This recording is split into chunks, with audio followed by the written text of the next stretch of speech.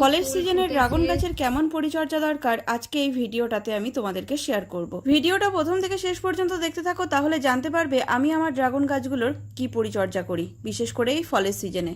Dragon গাছে একটানা 6 মাস ফলের সিজন থাকে, আর 6 মাস এই গাছে কোনো ফল হয় না। তাই ফলের সিজনে অনেকেরই ধারণা থাকে যেহেতু ড্রাগন গাছে প্রচুর পরিমাণে ফল হচ্ছে এই সময়, সেহেতু প্রচুর পরিমাণে খাবার দিতে হবে, তাহলে গাছে আরো বেশি বেশি ফল পাওয়া যাবে। এটা কিন্তু একেবারেই ঠিক হবে না। ড্রাগন গাছে বেশি বেশি ফল পেতে যে 6 মাস গাছে কোনো ফল হয় না, সেই সময় গাছকে প্রচুর পরিমাণে খাদ্যের যোগান দিতে হয়, তবেই ফলের সিজনে প্রচুর পরিমাণে ফল পাওয়া যায়। ড্রাগন গাছকে ফলের সিজনে খাবার না দেওয়ার সব থেকে বড় কারণ হলো এই সময় থাকে বর্ষাকাল, আর প্রায় সব সময় বৃষ্টি হতে থাকে, আর মাটিটা একদমই শুকায় না, সব সময় ভেজা থাকে। আর গাছের গোড়ার মাটি যদি ভেজা থাকে তাহলে কোনো লিকুইড খাবার দেওয়া একদমই উচিত না।